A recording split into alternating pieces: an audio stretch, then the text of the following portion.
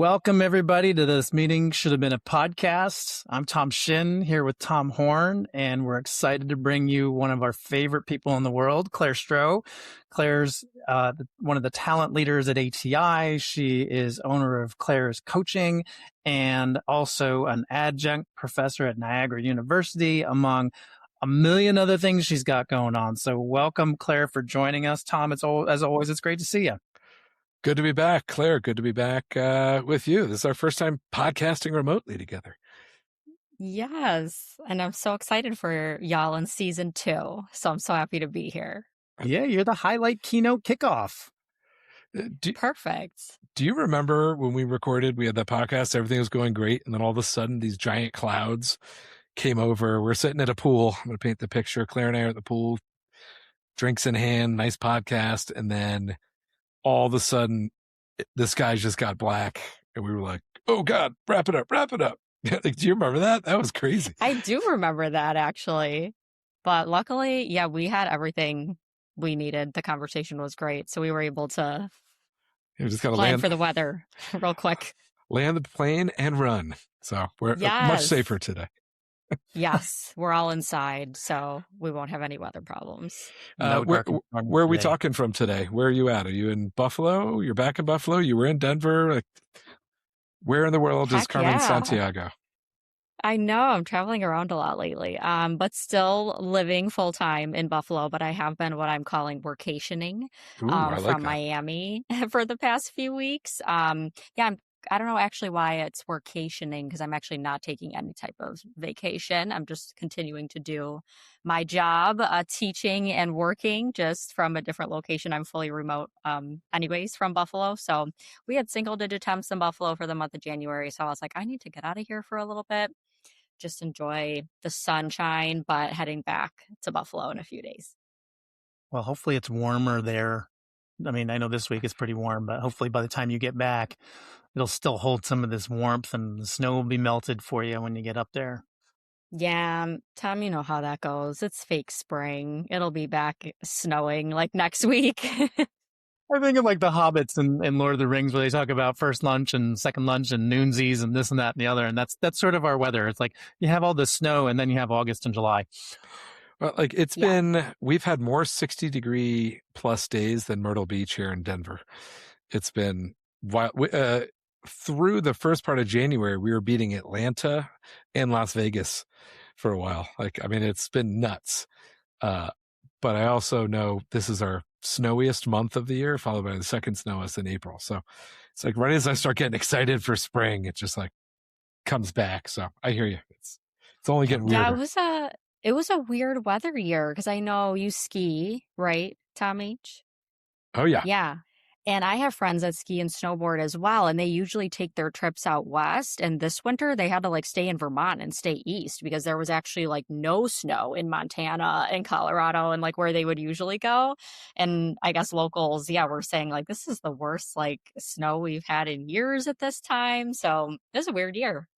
It is. I finally superseded my days golfing this winter with days skiing, and then followed immediately up with another day of golf. So at some point, I'm going to get good at golf, because the weather here is starting to be less ski-y and more golfy. Yeah. Denver sounds like so much fun.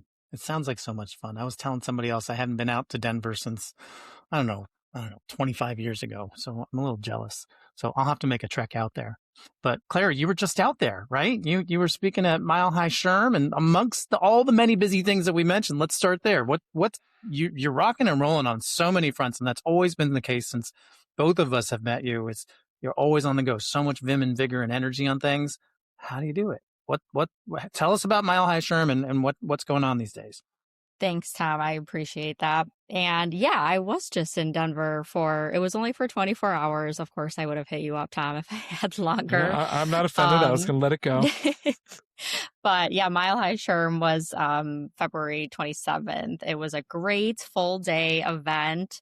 And yeah, I have so many friends there from a few months that I lived there in 2023. So it's great to be back with the Denver HR community for a day of learning. And my topic I've been doing is recruiting best practices. It's been received pretty well. This was my third time doing it.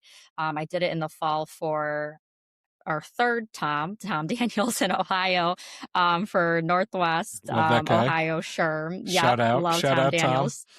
Yeah, shout out. And then Tim Sackett does a Michigan Recruiters Conference. So that's where I actually got to debut the new topic. But really well received. So really good room of HR and TA pros, just talking about recruiting processes, mapping that out from the time a rec needs identified to offer, and all the the technology, people, tools needed kind of throughout that whole process, and where some areas for best practices are and things like that. So yeah, looking forward to more of those speaking opportunities this year, among working full time, having career coaching clients in my LLC, and teaching my students. But the students do wrap up in May. So I'm hoping to do some more traveling and speaking after the semester. Awesome. Is this where we get to ask, like, what are you talking about? Like, what are some of the best practices right now? And have they changed and evolved over the years? Yeah, great question. So a lot of what we talk about in that presentation is like building your employer brand and brand with your candidates for the long term. I call it recruiting best practices, play the long game. So we talk a lot about like repeatable processes so that we as recruiters can spend more time consulting our managers, having more phone screens, like doing that work that we're not going to be replaced to do. And especially for my HR pros in the room, recruiting is like one of the many hats that they wear if they're a department of one. So they want to again, streamline, repeatable best practices, because recruiting takes up a huge part of their day and they have other HR roles to do as well. So yeah, we talked a lot about mapping out where all of our touch points are with candidates, building Outlook templates and quick parts. Again, only third time I've done that presentation, but every time in the room, there's been somebody that's like, what's an Outlook template or quick part? I just go back and find something else to copy and paste from every time. And it's like, if you're in the middle of an employee relations issue or whatever, and you have a key role that's open and your manager replies on some candidates you submitted and said they look great, schedule them for interviews, you want your templates and things ready to go so you can fire them out, letting people know next steps are coming. You're going to hear from this, or can you please provide your availability? It's like having to do so much thinking on things that can be repeatable and repetitive. Just set yourself up for success with that now so you can move quickly, don't have to think about those things. So again, you can do more of your strategic HR advising, consulting work. And our hiring managers always need more education and encouragement. So I would rather not be spending time sending emails and things than if I have other more important things to do. And it's always the managers who say, yeah, I've interviewed a bunch. I know how to do this. They're the most confident and capable in the world. And all of a sudden they're like, I don't know what to do now. And, and they realize certainly when they have in-depth conversations with you and folks at this level that there's a big difference. One thing that I noticed you didn't talk about was AI, which we've talked about a lot. We talked a lot about it a lot in the first season. And so where's that playing for you these days? I know there's some usage as a tool, but what are you seeing from a trend standpoint? Yeah, that's a good question. And I don't touch on it a lot in the current presentation I do because I work for a company that does a lot of government work. So we have Office 365 government version, which has even tighter security and restrictions than if you're using Microsoft Suite at any other company. So we unfortunately, we don't have Copilot yet. We can't integrate with a lot of third parties like Calendly. So that stuff takes a lot longer to be vetted before it can come into that ecosystem. But a couple of my favorites we're exploring. It's called Indeed Smart Screening. So we are a big Indeed client already. I get a lot of great applicants through there for a lot of our production, maintenance roles, things like that. And that will just help us be able to process those faster. So again, right now we have an actual recruiter that's calling all the applicants to clarify their shift preferences and years of experience and things like that.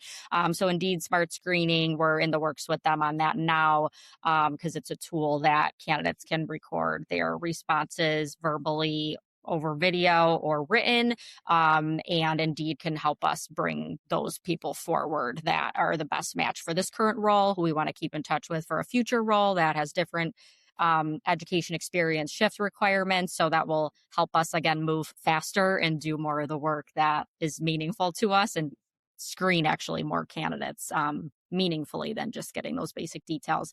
So that's something we're excited about. And then I'm still on my MetaView horse. I used MetaView at the last company I was at. Again, not allowed yet at ATI, but it's an AI note-taking tool for recruiting. So you've all probably used Otter, or now Zoom has its own AI note-taking tool that will join the meetings, but it's built for recruiting. So we used to go in the back end of MetaView, and for each role we're screening for, build out the submission template to the manager, and then it would know what to listen for when we're screening our candidates and asking those questions. So I miss it every day because I could be more present talking with my candidates because I'm not typing notes on the side. So I'm catching more things and asking better follow-up questions because the note-taking piece is out of it. And I dread having an 8-screen day because then I need at least an hour or so blocked at the end of my day to get all those candidates to the manager, right? Get those submissions, and MetaView within 2 minutes of ending that call would pop all their answers into the template that I built, after the intake meeting, and give me a nice little summary to send over to the manager with their resume. So highly recommend MetaView for anyone that can check it out there. Yeah, that sounds great. It's I like the mix, sort of you're stuck in not using it, so you're forced to do things in a more traditional manner, which I have to imagine helps on the client interaction because they feel like you're listening to them and see that live versus relying upon privacy, dealing with privacy concerns. You don't have to worry about that at this stage. So it's almost a competitive advantage. Have you, running into that too? And back to the faculty side, what are you telling the students these days? Because the classes that you're teaching have to touch on some of this stuff, right?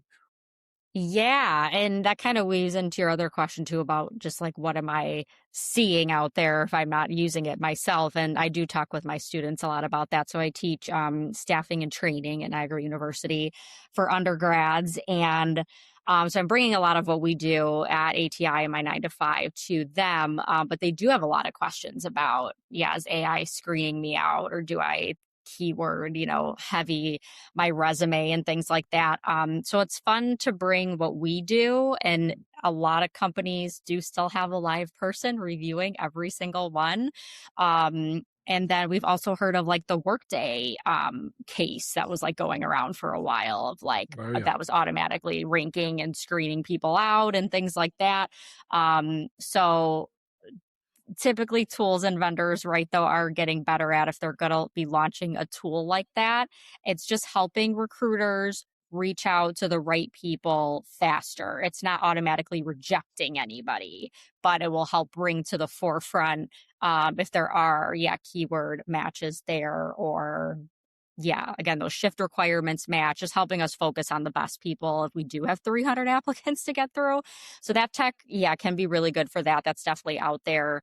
But I do work with my students on the thought of fighting the bot or beating the ATS is not what we need to be focused on. It's how we're positioning ourselves with our communication and behavior, networking, still having a good resume, building relationships, things like that. So I work with them to kind of keep that at bay. Tech is not out there to reject them. So I got a question that, kind of gets to the root, right? You used to be applying for a job and competing against the people in that city. And then, COVID happened and everything got remote. And now you're competing with the whole country for jobs.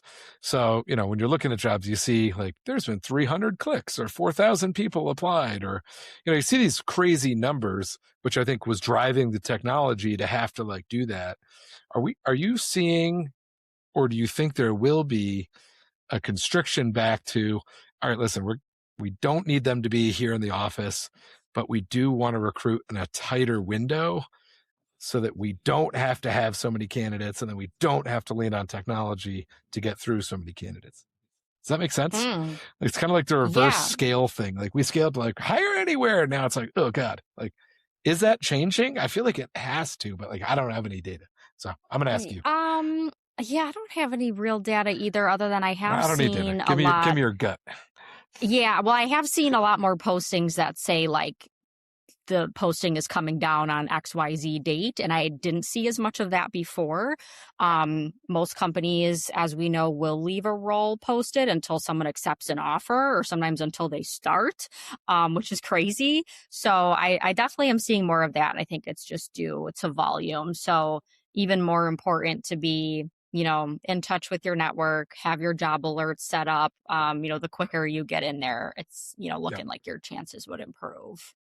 Yeah. And in my TA days, you'd have repetitive roles that come up regularly. So you would just leave it up. Even if the cycle was done, you knew another cycle was going to start in a month. So you left it open to continually feed, not to necessarily be misleading, but you knew by the time that you got around to interviewing that person and putting it in front of the client, they were going to be back in sync anyway. So why take it down? If you had a good ad and a good response and it was clicking, you would refresh it certainly, but you wouldn't take it down.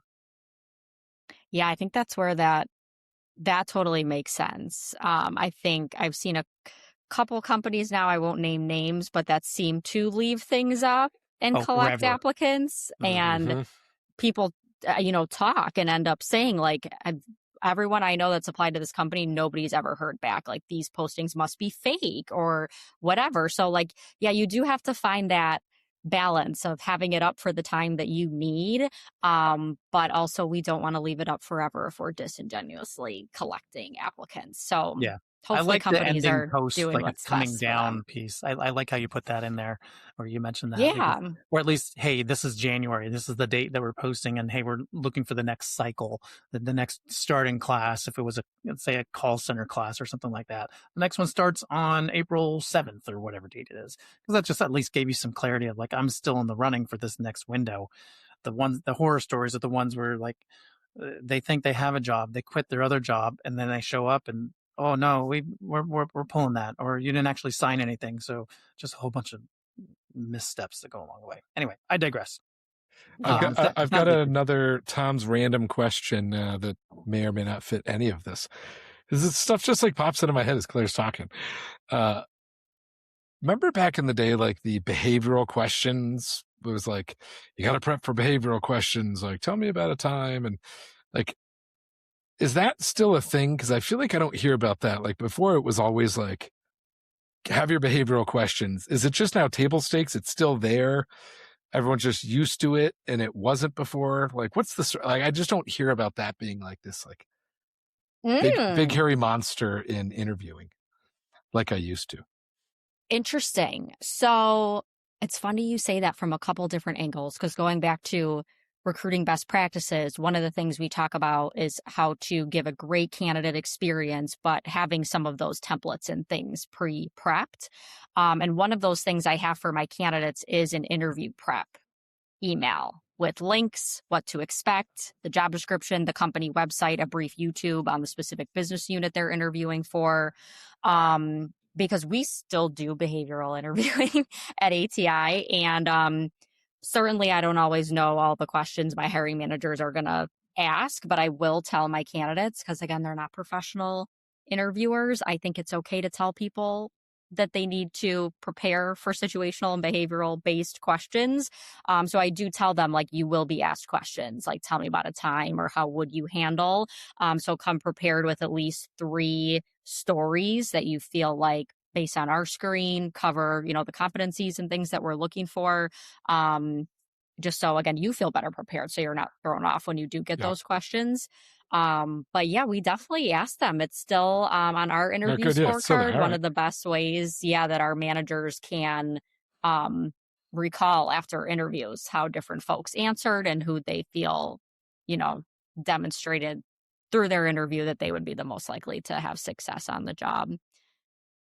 No, perfect. I mean, I think they're great questions. I just feel like I don't hear about them anymore. I think it's because it's so mainstream. Like everyone is gravitated towards that method because the proof's in the pudding. If you can talk about it articulately, or I didn't say that right. If you can articulate it clearly, then you have a better, right? I'm just going to make up statements and sound like I'm talking. Be articulate, Tom. Yeah, be articulate. But if people can give multiple examples, because I would do the same thing, tell me more, tell me more, tell me more. And if they sounded like they were running in circles, or gave the, you've heard this, I'm sure. Well, we did this and we did that and we did this and we did that. I'm like, that's not what I asked you. I'm like, I need to know your skills, not your teams, not your companies. Are people still running with those answers? I mean, it's been a few years for me, but. I mean, luckily, I think thanks to the process that I implemented at ATI, our candidates are performing much better in interviews. Oh, we also remind them to ask questions because, Tom, I know you've been through this. A hiring manager comes back to you and says, I don't think we're going to move forward with that person. It was odd they didn't ask me any questions. And I'm like, oh my God, that's the reason we're passing on somebody. It is annoying that candidate didn't think of any questions to ask, but I could also, again, they're not professional interviewers. So when I send them all that information, I do also tell them to prepare 2 to 3 questions to try to avoid that reason. But I think what I was going to say, though, is like having your competencies mapped out for the role is obviously like the most important. So when my managers know what's key for a production supervisor role is like driving change, building trust and accountability, we create 1 to 2 questions, on each of those things. And usually they are telling me about a time questions, right? Because you need somebody to demonstrate a time they built trust or drove change or whatever. So yeah, we still ask them, but we certainly make sure they're like related to the job. But also, you're right, it does become so like mainstream. And when you ask questions like that, it actually does make the interview more conversational because you're not just asking yes, no questions and then going, okay, great, next. So actually asking behavioral or situational questions is just actually a really good way to have an in-depth conversation with your candidate. So I want to flip this to the other side of what you're doing, because there's so much you're doing. I'm still curious. Tom asked this originally, like, how do you fit this all in? Now you've got Claire's coaching. Where does that fit in? And how do you, like, you're looking at the other side, the candidates, whether they're fresh out of college or what have you, helping them find their path and alignment. Yeah, you're crazy. Yeah. How do you do it? Yeah, well, this thing is my baby. Does anyone else use a paper planner to keep everything organized? I meet a lot of friends. Yeah. It's my little baby. Exactly. So, yeah, the planner is huge. I always start with that because I actually do make a lot of friends that also use Erin Condren products. And then we go down the stationery and pen, like rabbit hole. But yeah, having a good planner. Claire's coaching is primarily evenings and weekends. I usually take on like 2 career coaching clients at a time. But a recent example, yeah, because I do help candidates obviously through our process every day. So I still deal with hiring managers and how corporate recruiting works. But then being able to help from that candidate side too, where they're seeing on LinkedIn, like you mentioned, 1,000 people have applied. Do I still apply? And I can actually give them that insight. Yes, you should, because I've talked to other recruiter friends and we've ran like tests on that where LinkedIn can only track who hits the apply button, not who completes applications. So especially if it's redirecting to that company's career page, they don't always know, right, that you finished it. So I'm like, yep. Like it says, I got 100 clicks. I got like 10 qualified applicants. So like, yes, please apply. So just being able to give that good, insider knowledge. Sometimes it's just encouragement, support, and accountability that folks need on their job search journey. But yeah, I have a couple clients right now that are specifically interested in building their LinkedIn presence, which of course is something I'm very passionate about, because they're noticing that a lot of folks that are open to work right now on LinkedIn are posting over and over that they're open to work. I'm ready for hire. I'm open to work. I'm looking for these roles. And luckily, my clients kind of picked up on this and wanted my input. They're like, it seems like we're just shouting into a void when we're posting those same types of posts over and over and over. It actually doesn't give any insight to the success we've had in the past. What do I specialize in? What are our skills? So we're reaching all these people's news feeds saying we're open to work, but there's no good information there about what we do and our personal brands and things like that. So they're like, how can I, create better posts or create better connections or leave more thoughtful comments that will help differentiate me in my search from just posting that I'm open to work? So that kind of became its own tangent. Sorry, Tom, but that's been a hot topic with a couple of my clients lately. And I'm really glad that they want to get into that, because with so many people looking right now, those are good things, the relationship building, networking, communication, and behavior to really be focusing on right now. Well, it's really intriguing because you see so many people, like the three of us network a lot. And so you've got tons and tons of connections of people that you've talked to, connected with, had meaningful relationships with and so forth. But then you see these other folks who are just starting their LinkedIn journey, even if they've been on it for 10 years and they've got like 413 connections and nothing posted other than, reposts of a friend's stuff. And so it's, how do you get them comfortable sort of stepping out of that? If there was one thing that you gave them as a motivational piece to get them going, what would that sound like? Yeah, I mean, honestly, that's one of the most fun parts about being a coach is we do it together. Because you're really, if you've never done it before, you're scared of hitting that blue post or submit button. You're like, people are going to think this is silly, or I don't know what I'm talking about, or like, no one's going to care, or whatever. Those things might go through your head. Or a lot of thoughts I hear from my clients too are like, well, I don't want to brag and share what I'm doing. I'm like, no, literally, that's what LinkedIn is for. Don't think of it as bragging. It's updating your community on your skills and strengths. They want to know what you're up to. So we do it together. So I'm like, go ahead, take a stab at it. And they usually ask me, well, what should I say now? I'm like, what do you want to say? So I try to get them to do it. But yeah, it's a lot of like, is this good? Is this right? And I'm like, it represents you well. Of course, I do have some tips on how to, phrase some things, but yeah, they feel really good, like posting it when we do it together. So sometimes it is just like that confidence and what goes into it? What should I highlight? Like just getting an outside perspective. So I love to be that. How many followers should you have before you start just posting pictures of yourself and your kids as the main content? Is it like 10,000, 200? Just don't get me started. It's a totally sarcastic comment, but like I totally I was looking the other day. I was like, at what point are you allowed to do that? Like, when does that become like go from cringe to like, ooh, that's a brand? Like, I mean, I don't know. I feel like there's like.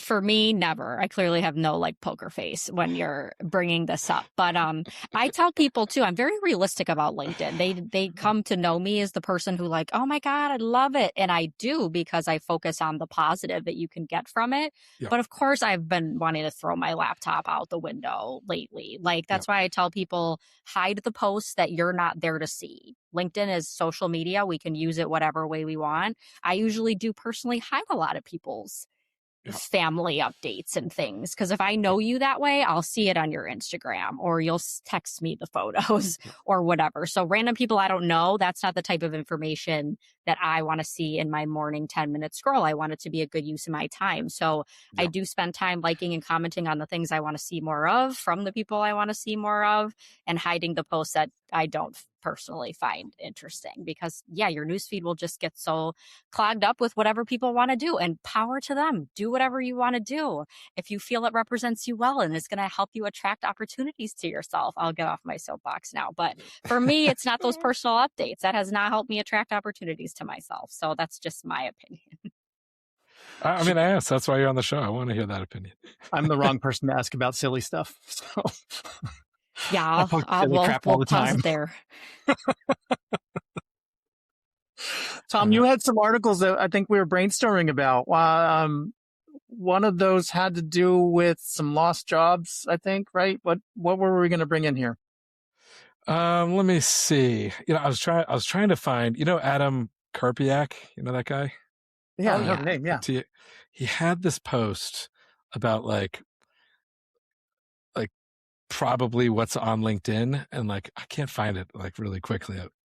I'll have to go back. I'll add it in later, but like, oh my God, it's like the funniest thing, and it's exactly what we're talking about. Yeah, go.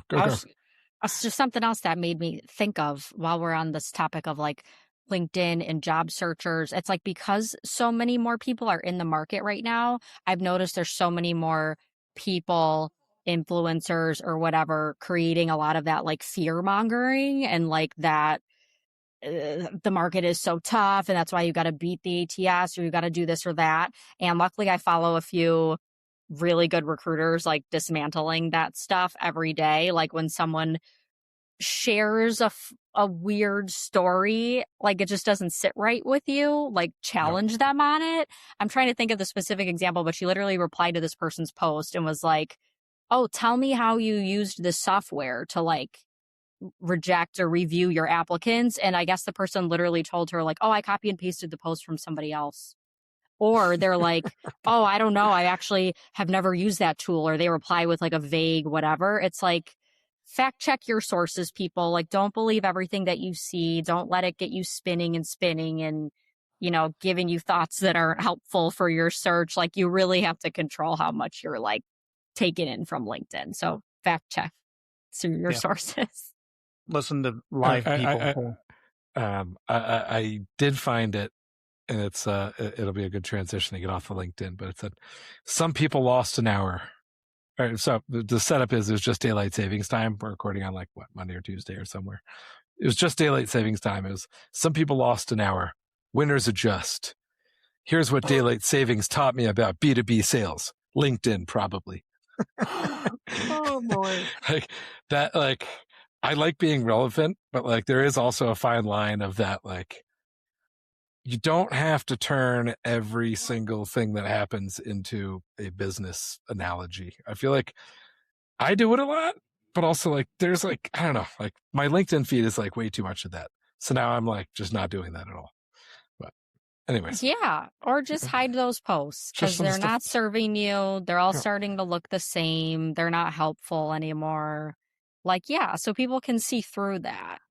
So it's, up to you if that's your brand, but well, this is why you need a coach. Stuff's changing all the time. Like you got to stay up on it. Yeah. I try to mute some things, but yeah, I like that idea. Yeah. I love to help people. I always say like use your authentic personality and voice. Like on LinkedIn, we don't need to only post in a suit just because LinkedIn is social media for career advancement. We don't need to talk in a way we wouldn't talk if someone met us in person. So it's like, don't post things just because you think you should or you saw someone else do it. Definitely don't copy and paste. Again, karma in the universe is a real thing. Like the LinkedIn universe knows your intentions when you put that post out. I feel like it does. Yeah. So it's just not going to come back and serve you the way you'd like it to if you're not doing it from a good place. No. Yeah. All right, Tom. So you asked me, I've got 2 articles. Which one do you guys want to talk about? I'll give you the choice. The U.S. economy losing 92,000 jobs. Exciting. Or RTO mandates are actually soft layoffs. What do you guys want to dig into? I know my choice. Claire, the guest of honor. I have thoughts on either one. Wherever you want to start. All right, soft layoffs. Do you know the term soft layoffs? Because I love bringing up terms that people make up to make people like me click it and read the article. I like texting Tom random phrases that I hear from people that make no sense. And he's like, what the hell is that? It literally ruins me for like 30 minutes after I see one of those. I'm just like completely wracked. I'm just like, oh God. Like it's soft so rage layoffs. baity. Like God, shut up. So let's talk about it. Do you think, opinion, we can go around, Claire, you can lead us off, like return to office. Do you think companies are doing that to do quote unquote soft layoffs? Do you think part of it is to thin the herd and make people leave? So they do define soft layoff is, we're not going to fire you. We're going to make you miserable or make something so not good that you leave on your own. You self-select out. So how much of that do you think is actually happening? And how much do you think they actually just want you there so they can control you? I don't have a lot of information from my network to go by on the soft layoff piece. So I'm not sure.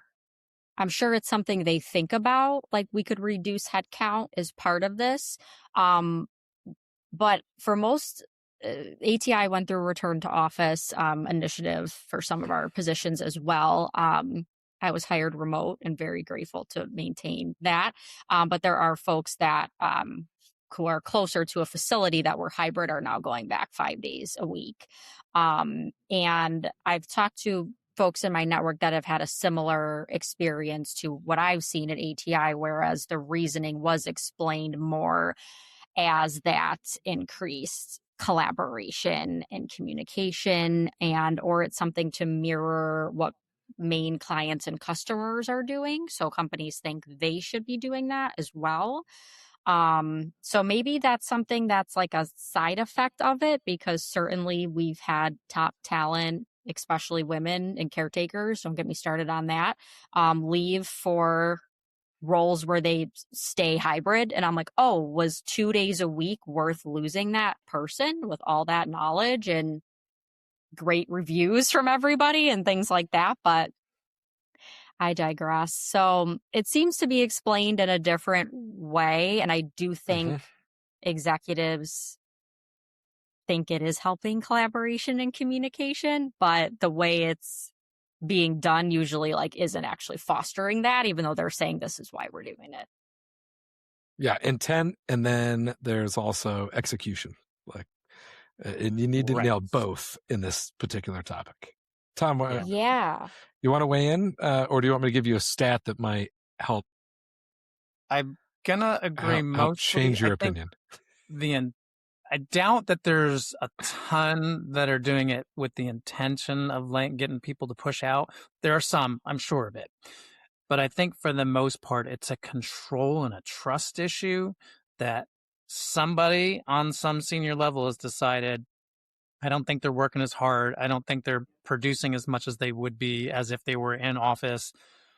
And again, to Claire's point, you're going to lose more people than what you anticipate, because they've now factored in, it takes me 45 minutes to get in, 45 minutes to get out. I've got to drop things off here and there and navigate traffic on the way in and on the way out. And then weather for us in the Northeast or any snowbound area, all sorts of complicating factors. And other people are going to be like, the really talented ones, they're going to have options. Yeah. Somebody's going to pick them up. All they're going to say is, I'm available. They're going to dip into their network. And so what's the costs of that? Right? Could you say recommended twice a week or once a week? Let's just do once. I don't think it's necessarily from a soft layoff standpoint, but I do think there's a control and trust issue that's tied to it. And I just want to say, again, if you're going to tell your staff, the reasoning is we need to move faster or spend more time together. You have to be careful, again, with what your messaging is, with like what is happening in reality.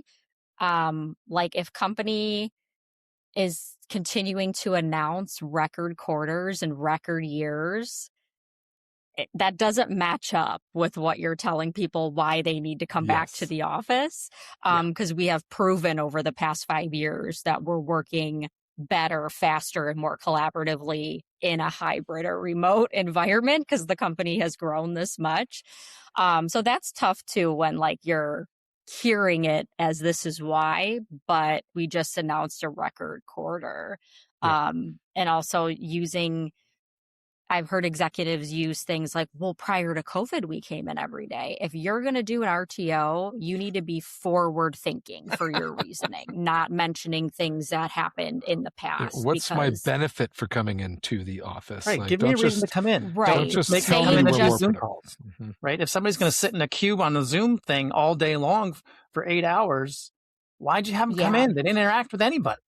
So you're losing the narrative when you start saying, well, because we did it before that way, before COVID, we should probably come up with a better reason if that's what we're going to say, because most companies didn't use Microsoft Teams prior to COVID. Now we have 5 years of experience using Microsoft Teams. So we absolutely can collaborate and communicate, not together. Tom, we need a Microsoft ad so we can make some money off of that. There was like 6 plugs in one sentence. I would take a Microsoft ad. Do you guys want to hear some stats that came out of this article that are like totally backed up? Because this whole conversation is exactly the conversation. Like, this is where I've always been. So like, I'm totally with all of you. According to a Bamboo HR survey, 25%, that's 1 in 4 VP and C-suite admitted they had hoped RTO would cause voluntary turnover. A quarter. HR side, 18% of HR professionals admitted the same thing. Like, that's striking to me. Like, my first thought is like, I want to see this survey and how big it is. Like, is it like 30 people? And I feel like Bamboo HR, I can trust their surveys, but also like, is it in, context or out? Because like those numbers are freaking me out. Like that's crazy. Like that's way too big, right? Like, well, and from a moral compass, it's disappointing. Like if you need to reduce, then do it the right way, right? Yeah.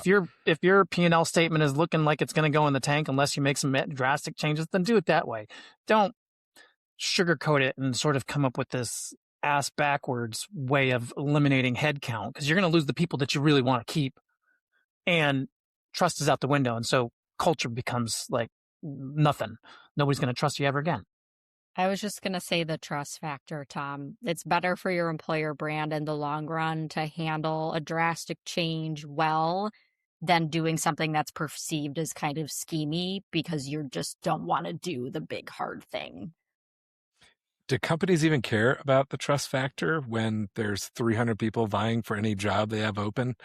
I feel like we expanded to trying to be so much better, and now the motivation for companies to be so much better is constricting again because of these markets. And like that's what truly scares me about the world of work right now. Yeah, I agree. Going back to like the moral compass though, Tom, like I'm so depressing today. I'm sorry.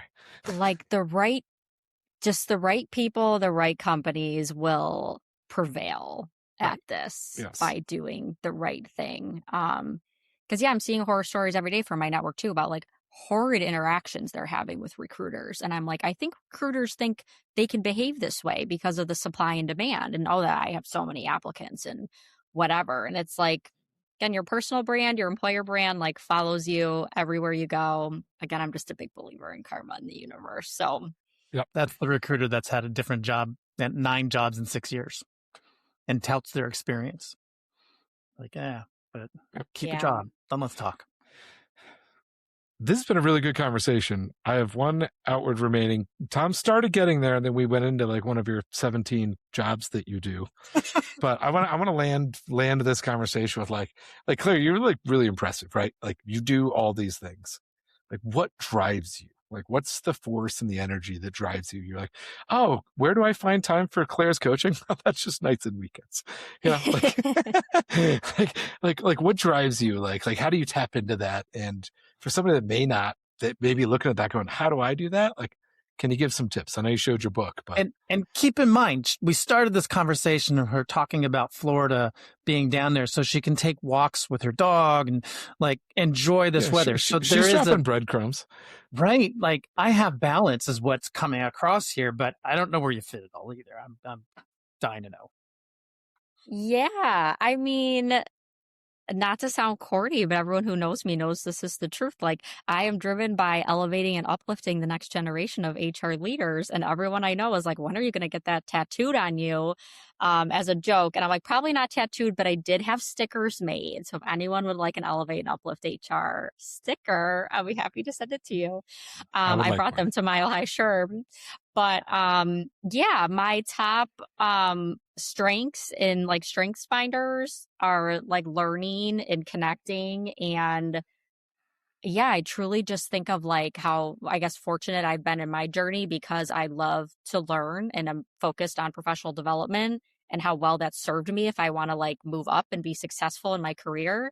So being able to meet with current students, and some of them have just never had anybody that's talked to them on what it's going to be like to start their first role or gain credibility, or how important being curious and learning is going to help them on their journey. Because I've been in interviews and networking conversations where I'm like, I don't know what the heck's going on. But once I started listening to podcasts or going to my local chapter events, you make better connections too. And you have like more nuggets you can pull into the conversation, connections from something you heard or read or saw.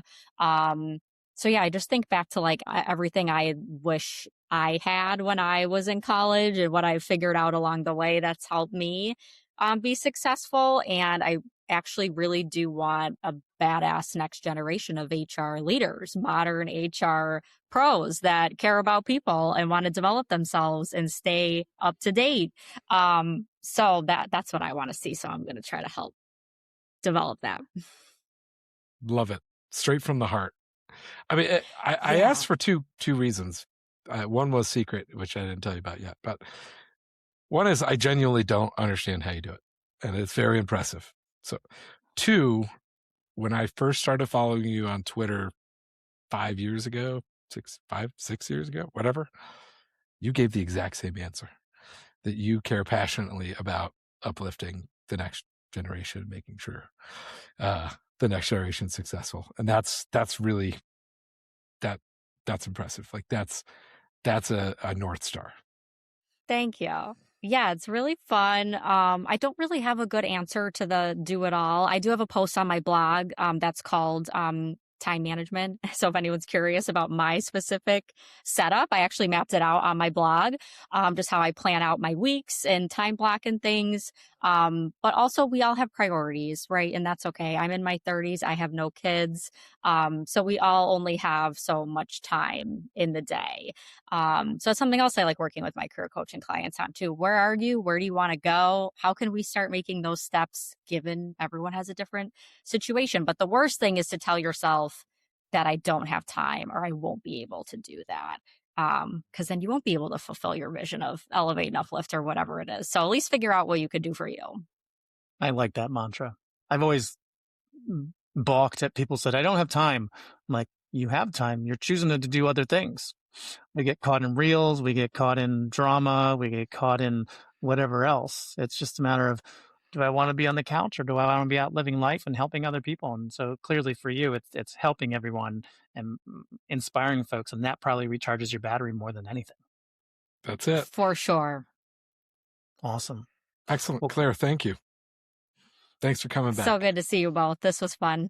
Yeah, we're so thrilled that we got you on. Sorry we had some tech difficulties that all of you didn't get to witness, but it was one of those oddities. We're like, what's happening here? So glad we got everything reset. Yeah.